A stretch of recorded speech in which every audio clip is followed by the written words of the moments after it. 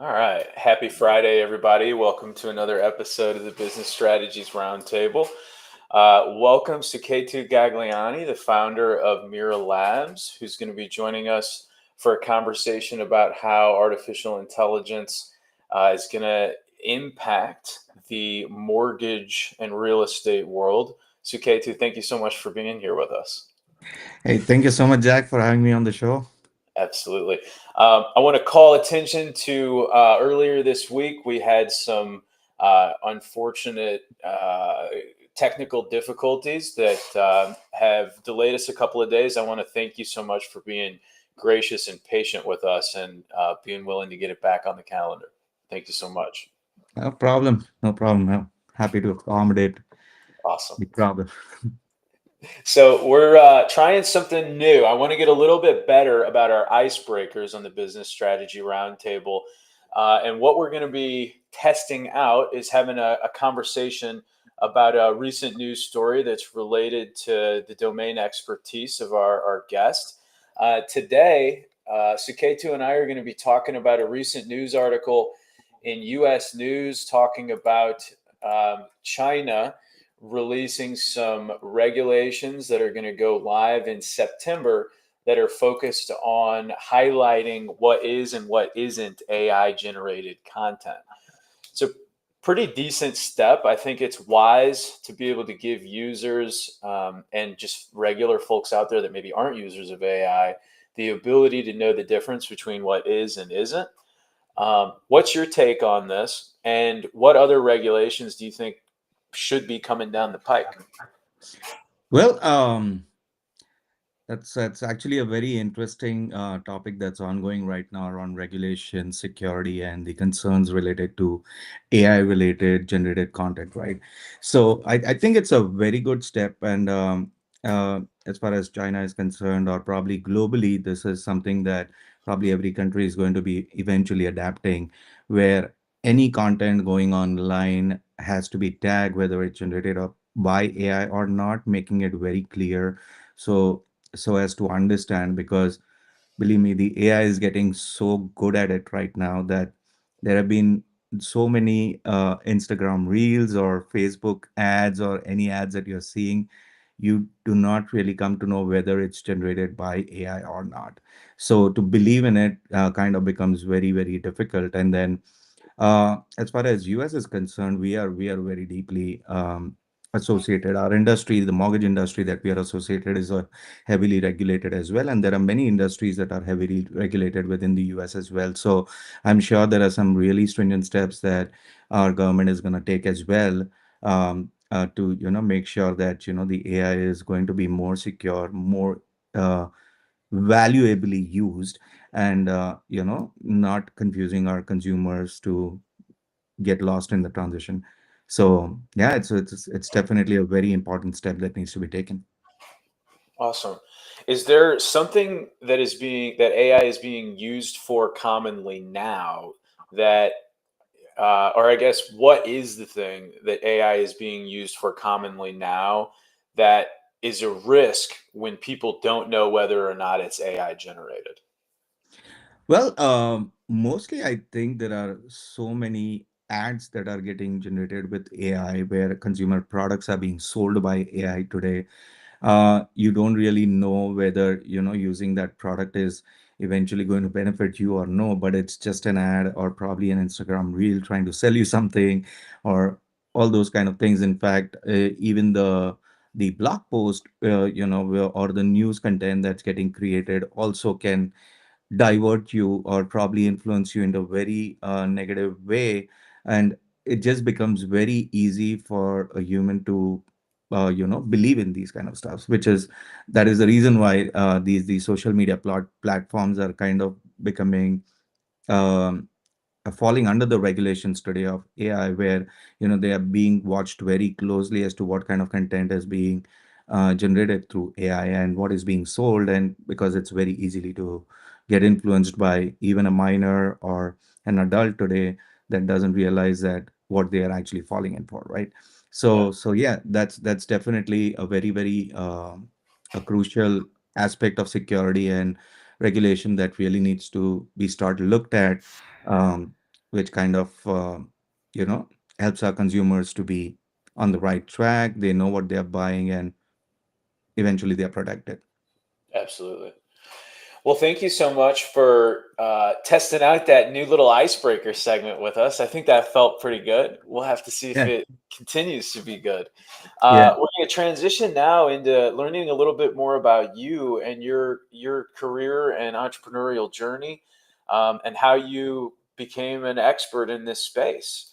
Wow. Feel free to start as far back as you want, but tell us a little bit about your journey. How did you get into the AI world? Wow, yeah, that's actually a very interesting journey I've had. Definitely never planned. First of all, to clear the clear the space is that I'm not a developer. I'm not a tech guy. I have not been in the IT industry ever. I come with 18 years of operational experience. I've been associated with the mortgage industry for 18 plus years, 19 years now to be precise, of 2025 now.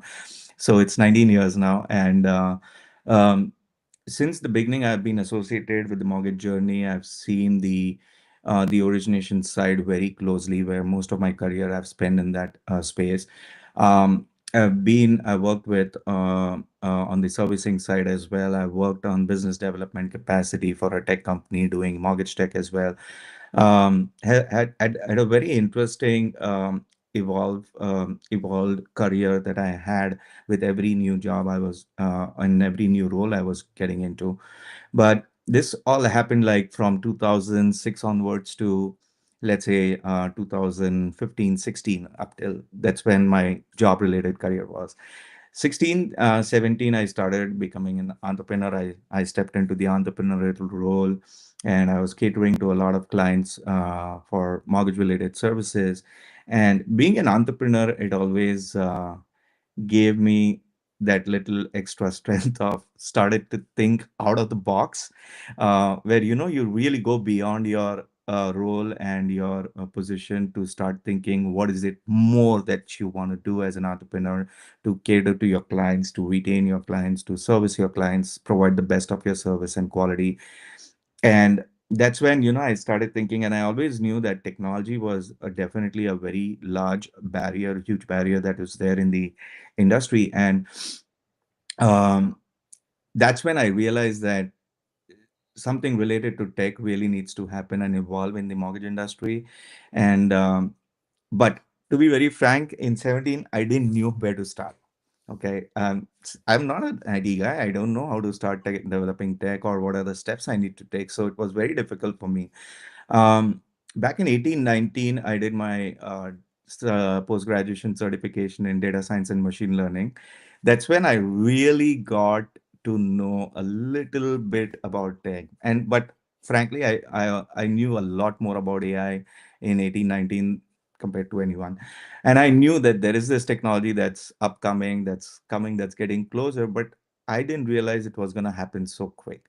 I was still thinking that it's still like a decade away. It's gonna take time to evolve. It's not gonna happen overnight. But 22, when ChatGPT launched and OpenAI launched, and that kind of changed everyone's world, right? Means we started looking at AI as a different tool altogether, and a very advanced tech that could be utilized into many industries in many different ways. And there were so many use cases starting to pop up just within 3 to 6 months, and things were just going wild. And I'm like, okay, I'm not missing the ship. I'm not leaving this. And that's when I realized, okay, I want to get into it. And then I literally in 23, second half of 23, I started sitting down with ChatGPT and I started coding, and I created a small proof of concept, just a basic, just to understand what Mira can do. So to give you a good background about Mira, so what is Mira is Mira is actually a mortgage intelligent resource assistant. That's where the name came from. But Mira is an AI that is embedded in a platform which we build for a point of sale and loan origination system, embedded as a co-pilot, as an AI co-pilot. So be it for the borrowers or the consumers or the loan officers, lenders, brokers, any party involved in getting the mortgage done. So Mira is there as a co-pilot that assists you with your journey through the process. So, right now you're relying a lot, the borrowers are relying a lot on the loan officers or the lenders or their operations to help them out, get a lot of clarifications. But, it's still you have to wait for someone to get back with you till the time you can't do anything. Similarly, it's vice versa for the loan officers. Till the borrower don't get the things out to them, they are not able to move forward. So there's a big challenge that we have that is literally human dependent right now, and it's stopping, and it's really creating a very frustrating journey for all the parties involved. And that's where I see the AI as a very good use case as of today. So that's when, Mira was born. So this proof worked out well, and it was a very good use case. We started taking one step at a time, and then eventually in 24 we started developing, and the MVP was built, and here we are today. We definitely launched our first our product to our first client in just in February 2025. We implemented and deployed it to our first client, and now we have decent amount of clients very interested. All our clients who have seen the product, they really love it, and we have some really great feedback. So fingers crossed. I'm sure we are we are probably on the right track, and we're trying to solve a very, very important challenge in the industry as of now. Absolutely.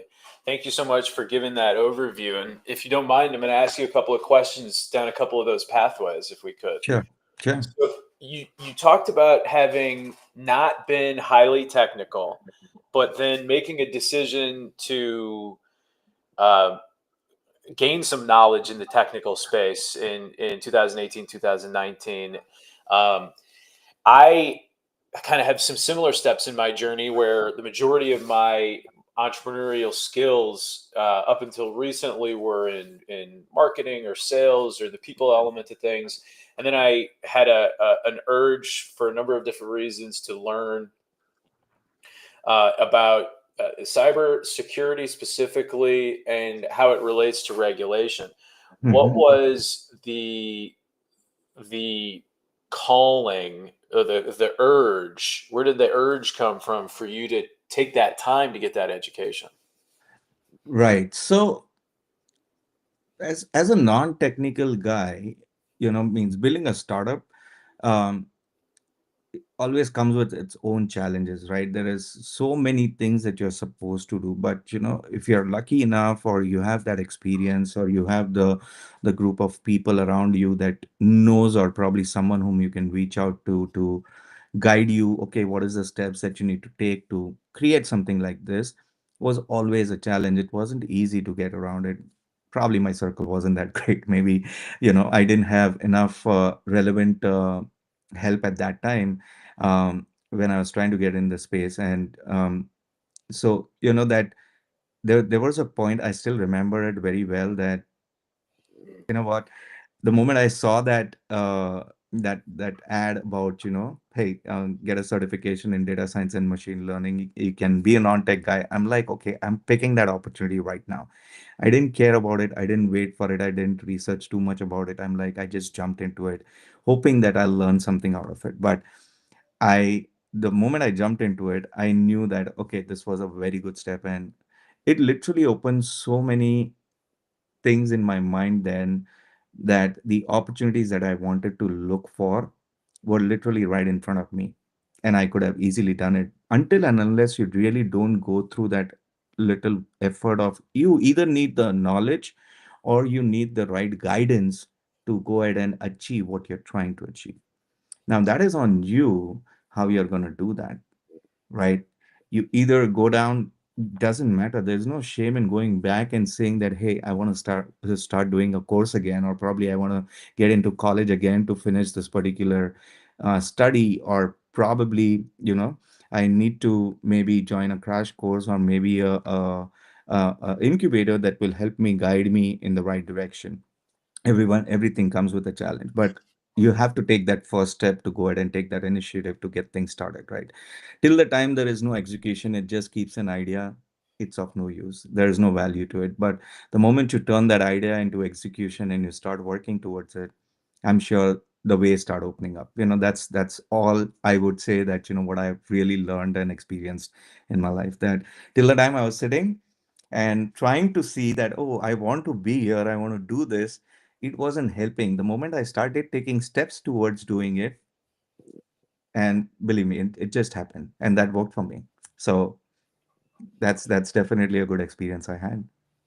Do you have recommendations for people that are either in school or thinking about school or didn't choose to go to school but need to get some kind of education on how they go about doing it? Because AI, from what I can tell, AI has drastically changed what should be focused on in school in terms of how you problem solve, how you find solutions, how you go about being efficient and effective. So, as somebody that has a balanced domain skills, a balanced domain of skill sets, and has also kind of grown and adapted in different points in time, what would you say people do in this time of uncertainty as it relates to their education? Well, if you really well, AI comes with its own benefits and areas of problems, right? Means it's definitely a boon as well, but definitely there is a lot more to AI, um, which we can definitely not predict at this point. But 5 years, 10 years down the line, I'm sure the world's going to be much more different than what we are in today. But to really talk about, people who are really interested in knowing how they want to go about education and what's happening in schools or colleges today, I just look at it this way, where think of it this way. Let's say Sam Altman. He was one of the founders of OpenAI. Do you think he used AI uh, in his college days or school days to develop an AI? No, right? Mm-mm. He went through that hard work of studies. He went through that knowledge. He went through that journey. He went through school. He went through colleges. He did those courses, relevant courses. He went through that personal experience, and that's how he reached to a place where he is today. Be Mm-hmm. it anyone you can talk about today, it can be Sundar Pichai or Sam Altman is there, Sundar Pichai is there, then Mark Zuckerberg, or anyone who's trying to work around AI today. Every one of them has done this hard work. No one used AI to be where they are. Mm-hmm. So yes, AI is definitely a boon to help us make our lives much more better in the future. But if you really want to achieve something, you have to go through that same steps of, going through college, going through school, studying, doing this, all the hard work that's required, and pass your exams. And that's when you'll be able to gain the knowledge to develop what you want to develop in the future. That's how I look at it. Yeah, great. So you you having not been, I mean, I think you're technical, but having not started as somebody that's technical, when you first got into the startup space, which is primarily technical solutions, what did you feel like the startup space needed from you, or the startup space needed most in general from Mhm. somebody that's less technical but more business focused? Um, so even when I started Mira, I was still most business focused. Okay. In CS, I did understand the technical side of it and the need of the hour. So one of the things that we went through was that understanding what is the plan.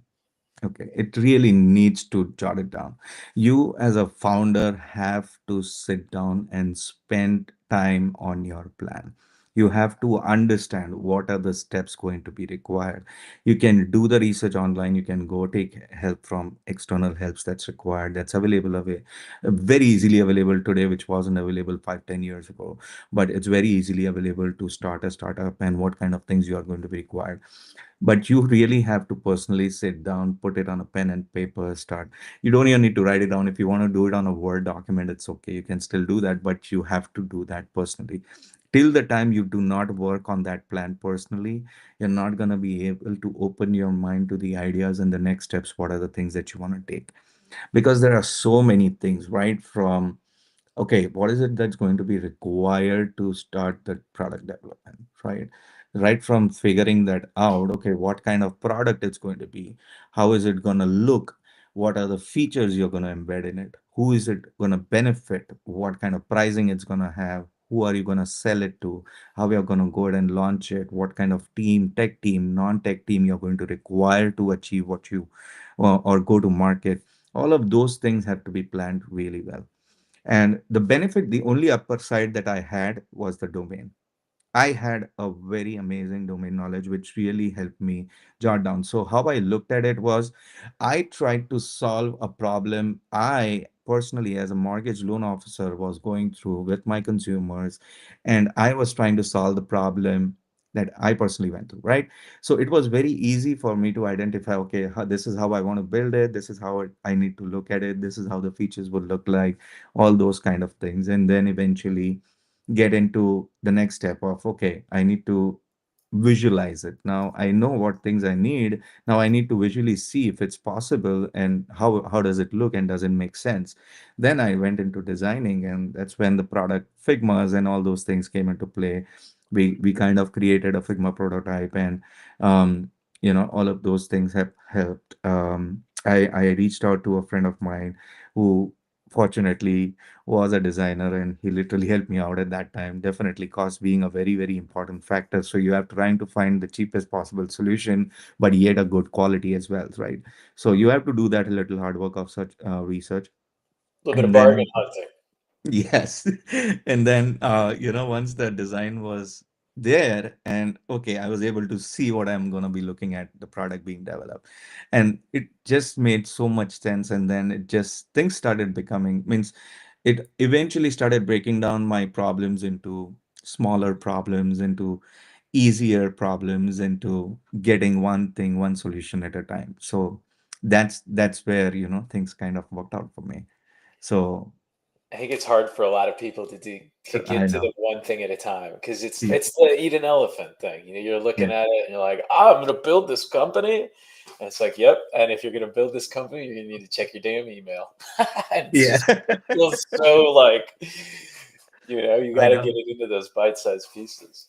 Right. I know. I know. I agree with you. But means it it just sometimes that, again, as I told you that, you have to take that first step. Till the time you don't take that first step and you just wait and watch at the ladder that you're gonna climb, it's not going to help. You have to take that first step to start climbing, right? And Yeah, you will see that, your journey kind of starts opening up by itself, and then you start seeing the ways around yourself. Like, I'll be very just to give you a very vague example. So you start driving towards downtown in your city, right? But in downtown you have a particular street, it's the 15th street that you need to reach. But in order for you to reach there, you have to start driving it. And then you start come to know that, okay, where is it that you need to take a right? You need to take a left. How is it that you can get on the freeway? How is it that you can take that exit and all those things? It will only come when you start driving. You can't imagine it from here. yeah, yeah. You got to see the signs along the way. You can't if you Exactly. can't see the sign, you can't see the sign. Yeah. And that's why, the startup journey is very interesting, and it's like really very uh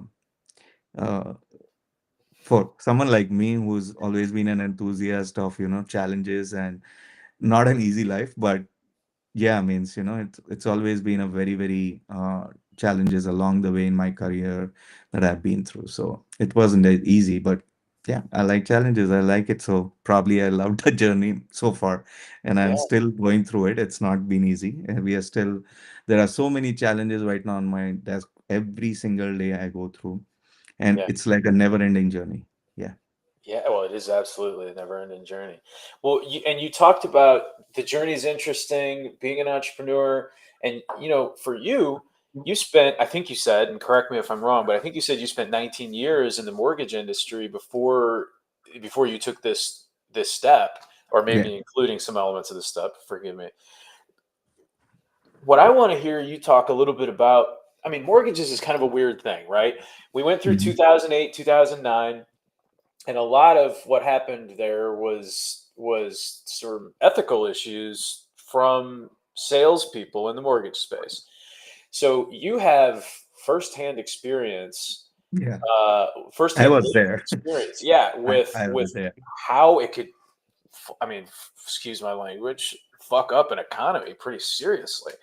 Yeah. And now you're, you know, 10, 15 years removed from having been in that circumstance hands on, and you've created a solution that is able to do a number of different things to benefit that entire process. And we're about to dive more into that. But before we do, talk a little bit about that microcosm and how tools like this can prevent circumstances like that in the future. It's a very good question. So one of the things that you have to understand is that prior to 2008 recession, it didn't started in 2008. It started way back before that, right? So the kind of products that were available, which allowed so much of fraudulent activities happening in the mortgage space, um, was definitely one of the biggest causes of where we are today, because it created those mortgages and portfolios of mortgages with full of fraud. And the kind of products that were there, there were so many wow products where you didn't require pay stubs, you didn't require assets, there were no income no asset loans back then, there were no verification of employment loans back then, you didn't require any kind of paperwork, and no doc loans back then. These are all subprime loans that really created all this ruckus. But then today, I'm sure that our government, Fannie, Freddie, CFPB, they have all taken such great steps to ensure where how our mortgages are underwritten now. And there is no room of errors that can definitely leave any stone unturned at this point. That is for sure. That's definitely happened so after the 2008 fiasco that happened. But then, as of today, there are so many great tools available in the market that most of the lenders are using, along with Mira, that's going to enable a lot of regulatory checks, compliance checks at so many points where. So let me break it down a little for you. So one of the things that you have today is the entire mortgage process is broken down into a prospect, the day a borrower starts the journey to the day it becomes a lead. From that day, the lead becomes an application. That's your second phase. From the application, it goes into processing. From processing, it goes into underwriting. From underwriting, it goes into closing. Then from closing, it gets funded. And that's from funding, it gets into post-closing. Now, just imagine the 7, 8 steps that happens along the mortgage journey that the borrower goes through. But the verification of your details of employment is pretty much almost like 50% of the time. Like out of 8 steps, every almost 4 or 5 steps is where there are verification steps involved, right? From verifying your employment to verifying your assets. All of the latest tools that we are having is Mira is integrated with automated verification of employment. So, the moment we have your details, we will be able to trigger if your employer is registered through a digital verification process, we can trigger and verify your employment online with just a click of a button. So even if you're providing us a pay stub, we are still going to make sure that your verification is true to the fact. Also, verifying your employment just 10 days prior to closing becomes an important step. There's a fraud guard that happens at processing and underwriting levels as well before the loan is even approved. So there are so many steps now involved that leaves almost zero room or no room for error over there, or probably even fraudulent Or activities for happening. yeah, right. Right. So, so yeah, definitely we've evolved a lot based on the mistakes, but yeah. But what it does when it adds all those points of verification, creates, in my world, in the pizza world, every moment where I had to stop and verify something, it added seconds. And when Hmm. you're dealing at mass, whether it be 500 pizzas in an evening or 500 loan applications in a month or whatever, those seconds add up. Hmm. So let's transition into the topic of today, which is how artificial intelligence is actually going to impact the cost profile of the real estate industry and of things like a mortgage. which you're working directly on, and we can kind of get into how AI can support different elements of business.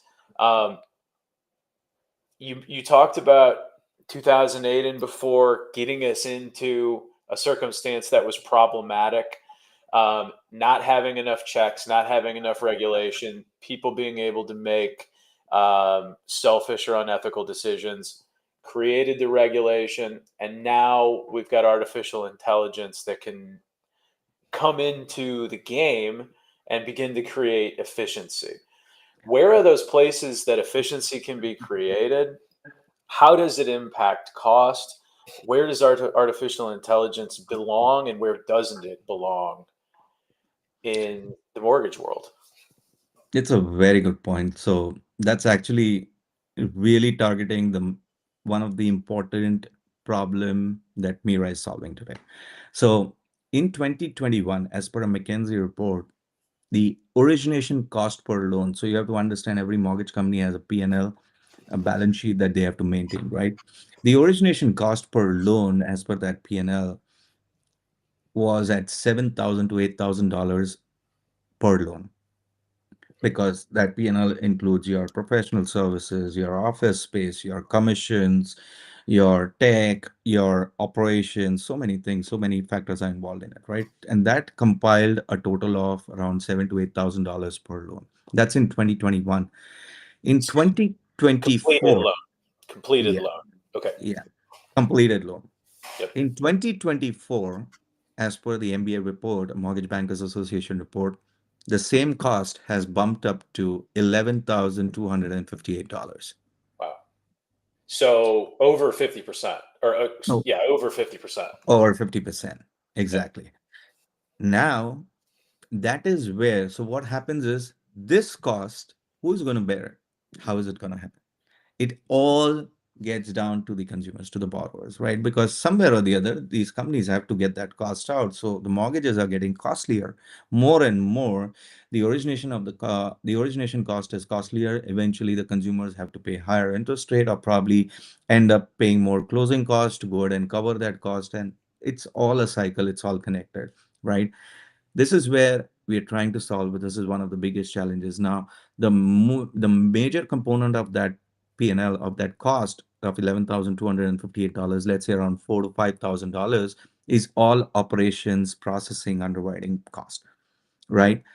This is where we see Mira as a very, very big advantage over here, because Mira right now giving you a very high level capacity of what one processor can do. Just a very good example. So one human processor will cost an average salary of around $5,000 a month. And when you say But human processor, you're talking about somebody whose job it is to process the loans. correct. Process the loan. So they are ideally the mediators between the borrower loan officer and the underwriter, making sure the loan is taken from the borrower, reviewed, documents collected, verified, uploaded to the underwriting, make sure the underwriting clears it and gets it to closing. So that's a process job. That processor, a human processor, definitely it's a human capacity. They are working 9 to 6. They are only working Monday to Friday. So there is a limited capacity that a person can take care of it.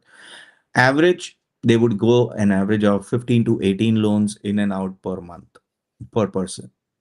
Now, in order for you to do up to 100 loans, you are talking at least 5 to 6 processors that you need on your payroll to ensure that you have 100% capacity and all your loans are being addressed and are being looked on priority. You don't have Right. money sitting and waiting. You don't have people that investments that could be, Correct. that's money over there and that's money right here, and neither one of them Correct. should sit. Correct. Right. So just imagine now, using Mira and enabling it with AI helps that same processor from going up to handling not only 15 to 18 loans, but enables it to handle up to 40 to 50 loans Hmm.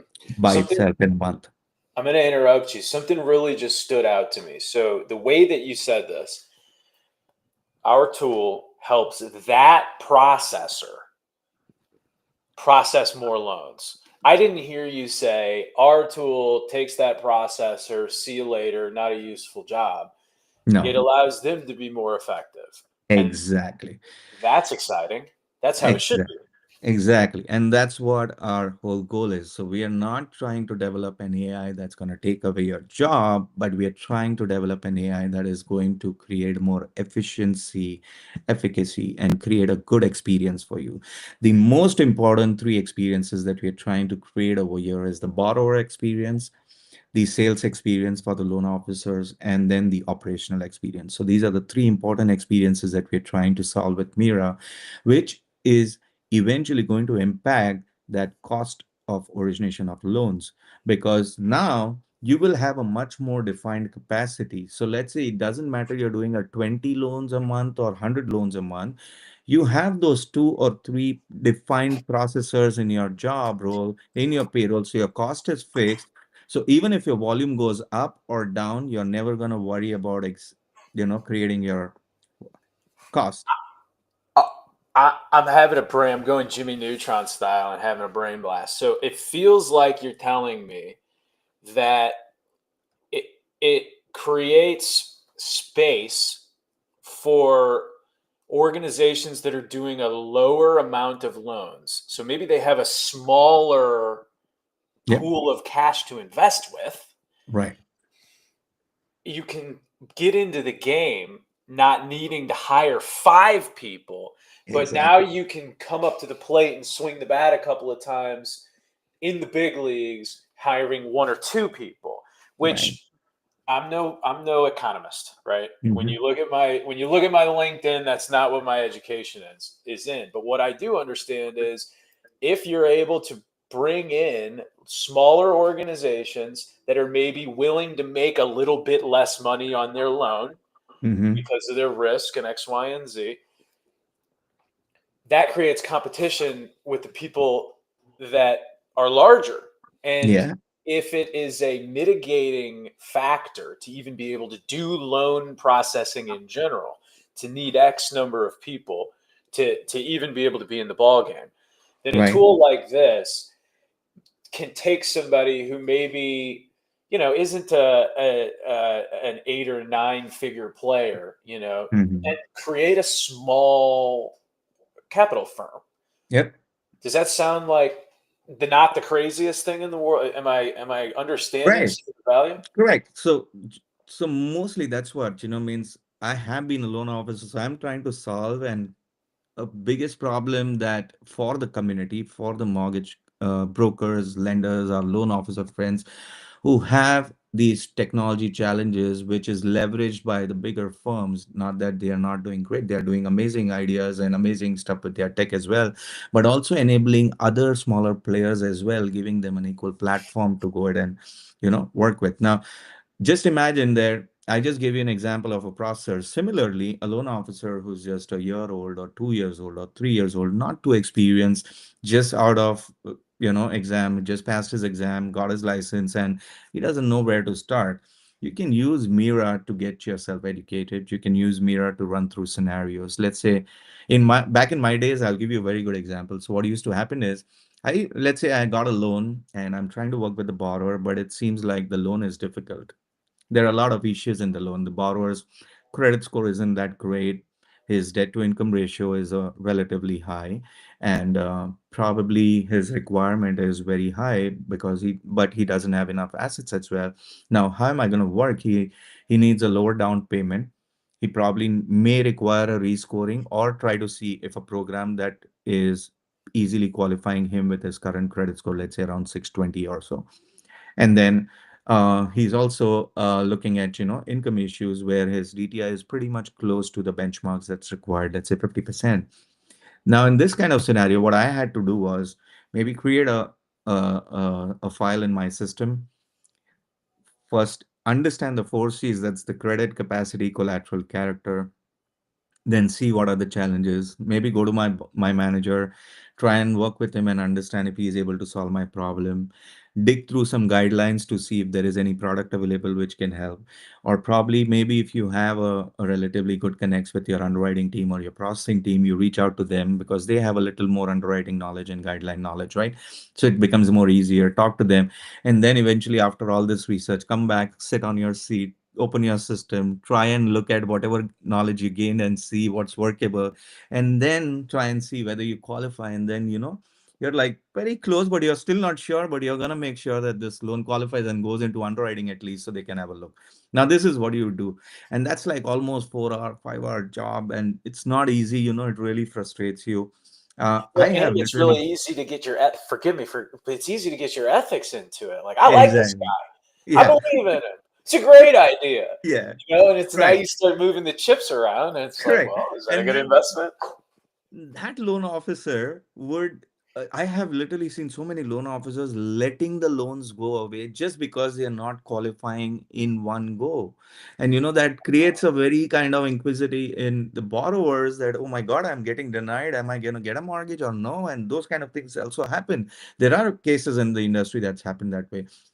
Where Mira steps in is Mira is in Copilot. Now you use Mira, you've registered your loan in the system. The borrower submitted his application. You're seeing the loans not workable. What you're gonna do? You're just gonna cut through that chase of going through the guidelines. Your manager, your underwriters, nothing. You're gonna talk to Mira, and Mira is gonna help you restructure that loan, simulate it in the system, and show it to you what are the options you have and how you can make the loan workable. Just imagine the speed at which things happened for that loan officer, the motivation that loan officer got, that, oh my God, I got a loan and that loan's workable and I'm going to be able to submit that loan. And it just all happened in a matter of minutes. So look at it this way, that it's 100% so much beneficial for the broker, the mortgage community today, especially on the business side, where I really see my target is to get that cost of origination at least down by 50%. And I'm and glad you came back to that. I yeah. want to talk more about the cost of origination because it makes sense to me because I come from the restaurant world where a large pepperoni pizza costs X to make because Mhm. if you want to operate at scale in the Domino's world, you got to have an idea of how much food needs to go out the door, how much Correct. food, how much money needs to come in the door. So Correct. when I hear you talk about cost of origination, I think of like cost of acquiring a customer, right? A little bit Right. smaller, right? And it's the Yeah. marketing to get a customer in the door. And then there's all these steps along the process of like, well, do we get their order right? Do we make the pizza right? Do we get the right interest rate, right? Do we go a little bit too much cheese? Was it a little too little cheese? Mm. How profitable was the deal, right? Yeah. All of those are steps in the process. Now, if I was a small business, if I was still a small business owner in the restaurant space, starting a mom and pop pizza shop, Hmm. if my cost to acquire a new customer had doubled in the Yep. past 2 years or in the past 4 years, right? Right. How many of those small business owners are going to be able to get into the game? And that's Well, I wanted to paint that picture because I think a lot of people don't understand the cost of acquisition or even us going through it kind of quickly. It's a big fucking problem. yeah. And just exactly to answer that question, that's how Mira is being looked at now. So Mira is being built in a way where we can have customers that's just one independent loan officer doing 3 to 4 loans a month, one state license, not a big shop. He's a happy camper with just 3 or 4 loans a month and doing Small good. business. Exactly. Compared to Mira can also be enabled for someone with doing 2,000 loans a month, or transactions a month, or 5,000 transactions a month. And a bunch of processors It all work. enables, yep, it enables all levels of mortgage companies to use this technology to leverage and have a very fair gameplay. Right. Right. Yeah. Yeah. And that, so part of the reason that I'm like so excited about talking about AI and talking about what's happening in the economy right now and pushing people to get involved is this is a time where we can level the playing field on what it costs to get into the game, to get out Exactly. there and if you're somebody that doesn't have a lot of capital, but works hard, is willing to learn, is willing to be self-critical, is willing to take feedback, is willing to like get out there and really make value for your customers, You can build businesses with Correct. tools that are available now that have never been available before. And it's all about when you make that move. If you're Hmm. somebody that's looking at you said this was you in the beginning. If you sit there and you're looking at the ladder, if you're looking at the stairs, thinking about the steps you have to take, well, Yeah. that ain't getting you up those steps. You got to Yeah.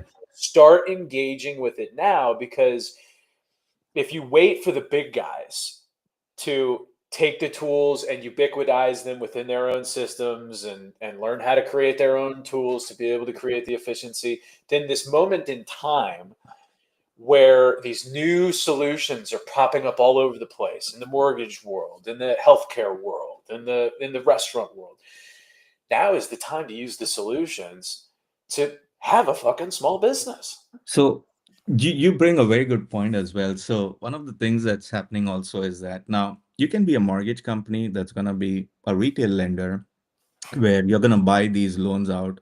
But there are these very big mortgage companies, like to name them really is United Wholesale Mortgage, UWM, which is one of the top five lenders today. They have some really great tech. We have Rocket Mortgage that's completely built on tech. We have Rocket was initially Quicken Loans. And then now we have Better Mortgage. Again, all these three companies are leveraging tech to go ahead and originate mortgage business, and they have these brokers, small time mortgage loan officers who are associated with them. Now the challenge is, if you want to use the tech that they have, you have to put that loan with that lender only. So as a mortgage company, I can have another mortgage players, other retail lenders as well, other IMBs, which are really great as well. Their underwriting process is very smooth. They have some really attractive rates, but but why is it that, to use the best tech, I have to only put loans? I want to enable myself to go ahead and work with any lender of my choice I want to work with. Why am I not going to be able to do that? And that is why we're the biggest differentiator is coming again as Mira, because now Mira is going to enable to have these multi lender tech integrations where we are going to be able to allow any mortgage company to work with any lender they want and submit loans, and it's all just going to be unified into just one platform. It's like you knock down you put those walls up in business to Yeah. make it hard for the other businesses to compete. And we're Right. in a world right now where there's the ability to compete is wide open. Yeah. I want to be Right. conscious. I want to be conscious of the fact that we have limited time today because of my schedule, unfortunately. Hmm. We have about 5 minutes left. And before we wrap, what I want to do is, you talked about the three different points where you guys are helping the process: the broker experience, I guess the investor experience, and then the person being the lender, No, right? no, the borrower experience, the sales experience for the loan officers, and the operational experience for processing, underwriting, and all. So, Great. yeah. Let's talk a little bit about how artificial intelligence is improving each of those points of the process and creating more money and more efficiency. And I want to use this last bit of time for you to draw the delineation between, like, AI is not, you're not going to just throw an AI. You're not going to take like the A and the I, ball them up and throw them at your mortgage payment. And that's not going to cause it to fall. Right. But paint the picture of how it actually brings more value on each of those 3 points of the equation. Because when you're talking about it, Mhm. the seller's experience, they get to move through the process quicker, they get to make more money, they get to be more efficient, they get to spend more time talking to, that's a benefit, right? The Mhm. borrower, you talked about them, the experience of maybe it going slow and them thinking, oh, maybe I'm not going to get a mortgage, maybe I'm not going to be able to do this. There's all these different points that Mhm. inefficiency makes it less valuable. So Right. drive this freaking point home on how AI actually does the cost reduction in these spaces. And I think it's fair to say, before you go into the depth as it relates specifically to the mortgage industry, this is probably how it applies to most industries as Right. far as AI and cost reduction. So Right. Exactly. So let me just enhance a little more on these three experiences, right? So on the borrower's experience, let's say right now, You have a very general inquiry. You're just about to start your mortgage journey. You have a lot of questions. But what you have to do today is you have to first find out a loan officer. Once you find a loan officer, then you have to talk to him. You have a query, you have to wait for his call or probably call him and see if available to answer all your questions, take you through the process, understand how it's going to work, what's going to happen, what is the requirement, etc. Now, this doesn't really help you achieve till the time that you receive that call or you call the loan officer and you're able to talk to them. With Mira, you no longer need to wait. The moment you register, you're able to complete your application. You're guided through that application process. All your general queries or all your concerns or questions that you have along the way is all answered with that AI, eliminating the fact of waiting for the loan officer to get everything done for you. So you're taking Plus, out the waiting, the human element of the fact that the human can't always be there, yes, and you're taking away the process part, the thing where it's like a human a human is asking the same questions over and over and over again, and right. it's not valuable to them or the company. Exactly. And then the most important thing, if you see, understand is that now it's available 24/7 for you. So you can do it at your own convenience. People are also working, borrowers are working 9 to 5, they're 9 to 6, they're working Monday to Fridays. It's there. Not everyone's gonna be free during their work times, right? So you can do it after hours, you can do it on the weekend when you have a peace of mind and you know what you want to do and how you want to do it. The major impact that is going to happen on the borrower experience, especially for the sales experience now, is that Mira can talk 130 plus languages now. So it enables our loan officers to go outreach to customers outside of their lingual support that they can provide. So let's say if you have a customer who's Spanish and you can't speak Spanish, but you can still now get that customer onboarded using Mira, giving that Spanish support that is required, making it more easier and allowing loan officers to reach more communities, more different kind of borrowers with different multilingual support and dialects that they have. And it becomes a very seamless pre-approval process. Similarly, on the sales experience, I just mentioned about, the multilingual support, automated lead to loan conversion, right? So the moment your borrower started, now, the borrower is not really worrying about you giving a call because they have Mira that's being kind of an assistant to the loan officer, helping the borrowers guide through the journey. So, your lead is still moving while you're sleeping or not working, right? Right. Your lead's not sitting there waiting for your call anymore. It helps you through all the loan restructuring and different kind of scenarios. You're working on the loan, speeding up a lot of making it your process a lot more efficient. No more manual document reviews or guideline reviews and all those things, and increasing your loan capacity because now it enables you, because your process is becoming faster, it's enabling you to accommodate more leads. As a person, in a day I would have taken like 2 or 3 leads a day, but now you can even go up to 5 to 6 leads a day with AI happening around, right? With Mira around you. So Right. look at that sales experience, and it's just eventually going to boost your journey because now it's going to improve your revenue, which eventually will less impact your borrowers on the cost. Yeah. And then similarly, on the operational side, which we have already discussed in detail, now just imagine your process enabling. Now you have a more number of processes, but a more number of loans happening over there. So now that enables you to keep that back end cost much more lower, which eventually impacts your or borrower's origination cost. And then it's all a cycle, right? So this is how we're looking at the entire thing. And just to add to that, means this is how we also see, being a very regulated industry, we see this a co-pilot version being the best use case of AI in the industry because it's more controlled, because ours is a more of an agentic model, which is kind of the buzzword in the AI world right now, but we started building it already back in 23, 24. So we already knew about the agentic model. And then, we are very assured that, keeping regulations in mind and all the challenges that we are very confident of Mira being very controlled, not going out of boundaries. There are several guardrails around it. So Mira doesn't answer questions outside of mortgage. Mira doesn't provide you any information that only a licensed loan officer can provide you.